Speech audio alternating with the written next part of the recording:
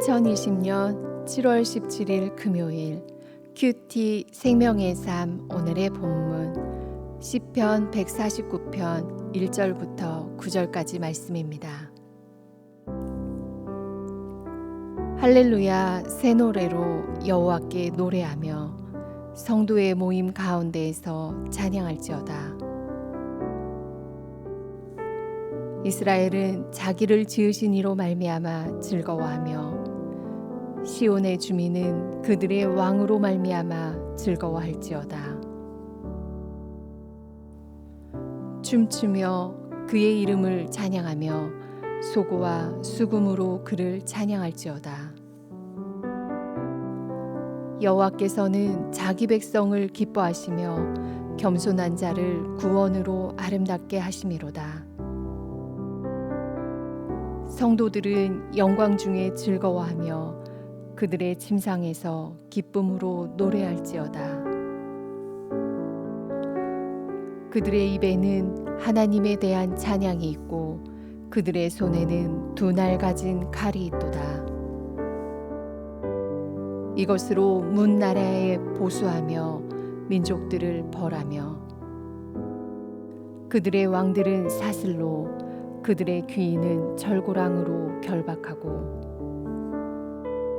기록한 판결대로 그들에게 시행할지로다. 이런 영광은 그의 모든 성도에게 있도다. 할렐루야. 아멘.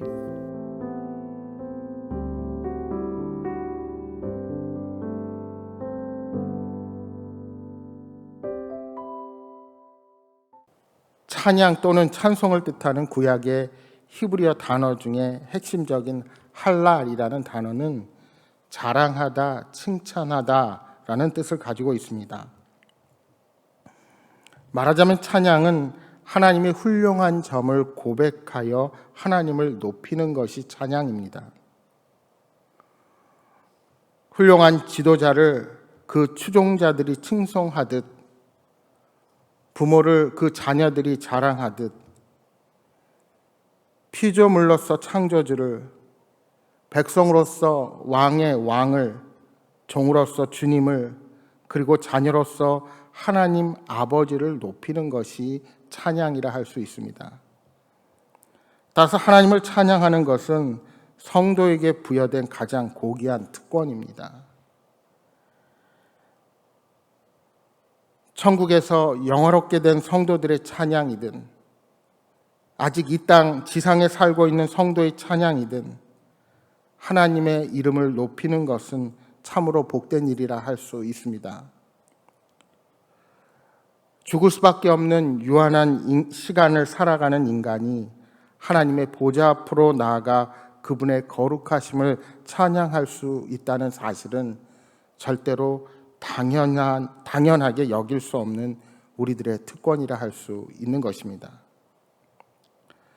하나님을 예배하는 것은 모든 성도의 영광이며 구속함을 받은 성도들에게 허용된 성언하기 어려운 은혜라 할 수 있을 것입니다.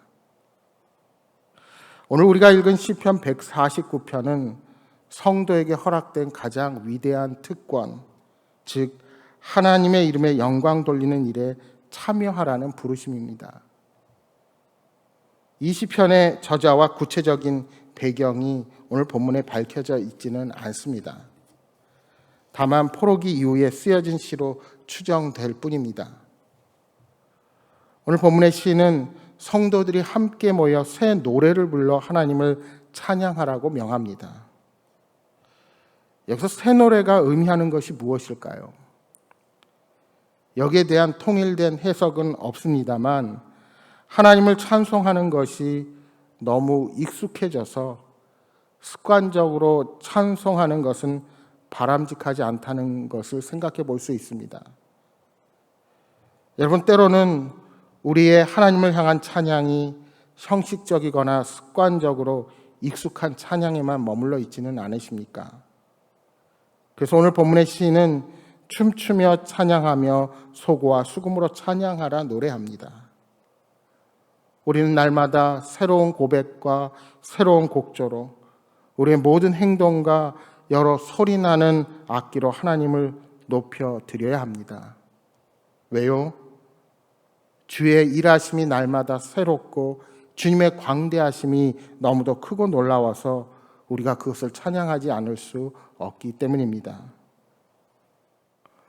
성도의 모임 가운데서 찬양하라는 것은 무슨 의미입니까? 우리가 홀로 기도하고 우리가 홀로 하나님의 전능하심을 고백할 수도 있지만 함께 하나님을 예배하고 기도하는 자리에서 함께 찬양한다는 것은 우리가 그분의 피조물이요 자녀된 우리가 하나 되어 최선을 다해서 하나님을 높인다는 의미가 되기 때문입니다. 그러니까 교회의 정체성, 우리가 함께 모이는 이유 가운데 하나는 하나님을 예배하고 찬양하는 것임을 우리가 결코 잊어서는 안 됩니다. 여러분, 불타는 장작들은 하나씩 떨어뜨려 놓으면 불의 위력도 약하고 쉽게 꺼집니다. 하지만 장작을 모으면 모을수록 화력은 커지게 되고 심지어 물을 부어도 쉽게 꺼지지 않습니다. 우리의 모임과 예배가 그렇습니다. 홀로 하나님 앞에 기도하고 찬양하는 것도 의미가 있습니다. 하지만 함께 모여 각자의 인생에 하나님께서 행하신 일들을 함께 나눌 때 그 예배는 세상 무엇도 흔들 수 없는 견고한 반석 위에 저와 여러분을 세워놓게 될 것입니다. 여러분, 우리가 비록 코로나19의 상황에서 사회적인 거리를 두고 서로가 떨어져서 마스크를 쓰고 찬양한다 하더라도 분명 함께 부르는 찬양을 하나님께서 기뻐 받아 주십니다. 여러분, 우리가 왜 서로 떨어져 있어도 실시간 온라인으로 동시에 찬양하고 하나님을 높이고자 하는 이유가 어디에 있겠습니까? 그렇게 함께 찬양하고 예배할 때 하나님의 영이 그 가운데 분명히 역사하실 것을 우리가 믿기 때문입니다. 계속해서 2절 말씀입니다. 이스라엘은 자기를 지으신 이로 말미암아 즐거워하며 시온의 주민은 그들의 왕으로 말미암아 즐거워할지어다.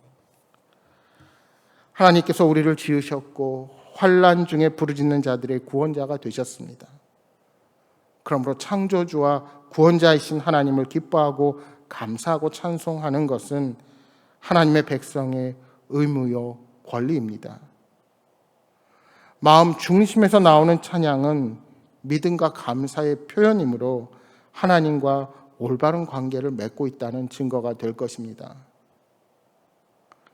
이스라엘 백성의 입에서 찬양이 나올 때 그들은 하나님의 보호 속에서 평안과 풍성한 은혜를 누릴 수가 있었습니다. 그러나 우리가 광야의 다베라 심판에서 보듯이 이스라엘 백성의 입에서 찬양이 끊기고 불만과 불평과 원망이 나올 때 그들은 하나님의 징벌 앞에 서야만 했습니다. 유다 왕 여호사밧 때에 모압과 암몬이 그들을 침범하자 여호사밧은 찬양대를 앞세워 하나님의 인자하심이 영원하심을 찬양했습니다. 그때 여호와께서 대적을 치시고 유다로 승리케 해 주셨습니다. 그러니까 전쟁터에서 군대 대신 찬양대를 앞세운다는 것은 전적으로 하나님을 믿고 의지한다는 그들의 믿음의 결단이요 표현이었던 것입니다. 많은 사람들이 하나님의 일하심을 보고 구원의 역사를 체험하고 난 후에 그 은혜를 감사하며 찬양을 드립니다. 그러나 성공과 실패에 상관없이 어떤 일을 하기 전부터 전적으로 찬양하며 하나님을 신뢰하며 나아가는 믿음을 우리 주님께서 더 기뻐 받으신다는 사실을 기억하시기 바랍니다. 바울과 실라는 빌립보의 전도의 문이 막히고 감옥에 들어간 그 기가 막힌 상황 속에서도 좌절과 낙담에 빠지지 아니하고 한밤중에 하나님을 찬양했습니다. 그때 그들은 옥문이 열리는 역사를 경험하게 되었습니다. 이처럼 믿음으로 드리는 찬양은 구원과 승리의 능력이 된다는 사실입니다. 이제 4절 이하의 시인은 그들이 하나님의 백성이라는 사실을 강조하고 있습니다. 하나님은 온 땅을 다스리는 권세를 이스라엘에게 위임하셨고 이스라엘은 하나님을 대신하여 세상을 통치하는 것입니다. 6절입니다. 그들의 입에는 하나님에 대한 찬양이 있고 그들의 손에는 두 날 가진 칼이 있도다. 그들의 손에 두 날 가진 칼이 있다는 것이 무슨 의미일까요? 당시에 일반적으로 한 날을 가진 칼을 사용했다는 것을 우리가 생각할 때 여기서 두 날은 강한 군사적 능력을 가졌다는 의미의 표현일 것입니다. 그러나 이는 영적인 군사의 힘인 하나님의 말씀에 대한 은유적인 표현이기도 합니다. 즉 이스라엘이 찬양과 말씀으로 무장하여 악의 무리를 대적함을 나타내는 표현이라 할 수 있는 것입니다. 그래서 이어지는 7절, 8절의 내용과 연관지어서 생각하면 어떤 영적인 전쟁에서도 승리할 능력을 그들이 갖추었다는 것입니다. 여러분, 이스라엘 백성의 출애굽의 역사를 생각해 보십시오. 그들은 하나님이 모세에게 주신 말씀대로 기적의 역사가 성취되었습니다. 요단강을 건널 때에도 말씀이 기록된 벗개를 앞세워서 강바닥을 건너갔고 여리고성을 정복하는 과정에서도 하나님의 명령대로 법궤를 앞세워 그 성을 돌고 소리를 지르자 성벽이 무너지는 역사를 체험하게 되었습니다. 이는 이스라엘의 승리가 하나님의 말씀에 대한 그들의 순종에 달려있음을 의미합니다. 사도 바울은 에베소 성도들에게 영적인 전투에서 승리하기 위해 하나님의 전신갑주를 입으라고 명하면서 성령의 검, 곧 하나님의 말씀을 가지라고 말씀했습니다.